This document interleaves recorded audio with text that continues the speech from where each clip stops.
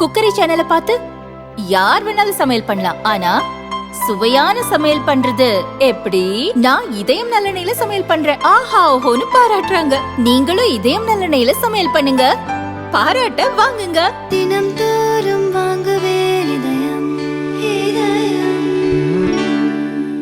மோடி 3.0 அரசின் முதல் பட்ஜெட்டை நிதியமைச்சர் நிர்மலா சீதாராமன் தாக்கல் செய்தார். பீகார் மற்றும் ஆந்திராவுக்கு சிறப்பு அந்தஸ்து வழங்க வேண்டுமென நிதிஷ்குமார், சந்திரபாபு வைத்த கோரிக்கையை ஏற்காத மத்திய அரசு இரு மாநிலங்களுக்கும் வளர்ச்சித் திட்ட நிதியை பட்ஜெட்டில் வாரி வழங்கியுள்ளது.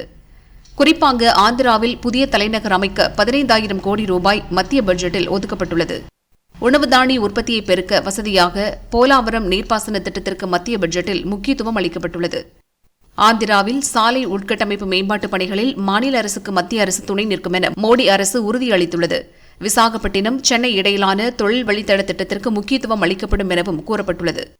ஆந்திராவிலிருந்து தெலங்கானா பிரிந்த பின் அமராவதியில் புதிய தலைநகரம் அமைக்கும் பணி ஜெகன்மோகன் ரெட்டி தலைமையிலான ஒய்எஸ்ஆர் காங்கிரஸ் ஆட்சியில் முடக்கப்பட்டது. இதனால் போதிய நிதி ஆதாரமின்றியும் முதலீடுகளை ஈர்க்க முடியாமலும் முதல்வர் சந்திரபாபு நாயுடு திணறிய நிலையில் மத்திய அரசின் பட்ஜெட் அறிவிப்புகள் ஆந்திர அரசுக்கு புதிய தெம்பை அளித்துள்ளது. இதுகுறித்து முதல்வர் சந்திரபாபு நாயுடு வெளியிட்ட பதிவில் கூறியிருப்பதாவது: ஆந்திர மாநிலத்தின் தேவைகளை உணர்ந்து பட்ஜெட்டில் திட்டங்களை அறிவித்த பிரதமர் மோடிக்கும் நிதியமைச்சர் நிர்மலாவுக்கும் நன்றி. அமராவதியில் தலைநகரம், போலாவரம் நீர்ப்பாசன திட்டம், ஆந்திராவில் பின்தங்கிய பகுதிகளின் வளர்ச்சி, தொழில் வழித்தடம் ஆகியவற்றுக்கு பட்ஜெட்டில் முக்கியத்துவம் தரப்பட்டுள்ளது. ஆந்திராவை மீண்டும் கட்டமைக்க மத்திய பட்ஜெட் திட்டங்கள் உதவிகரமாக இருக்கும் என சந்திரபாபு நாயுடு கூறினார். ஆந்திராவுக்கு மிகப்பெரிய அளவுக்கு நிதி ஒதுக்கீடு செய்த மத்திய அரசின் அறிவிப்பால் மகிழ்ச்சியின் உச்சத்தில் இருக்கிறேன்.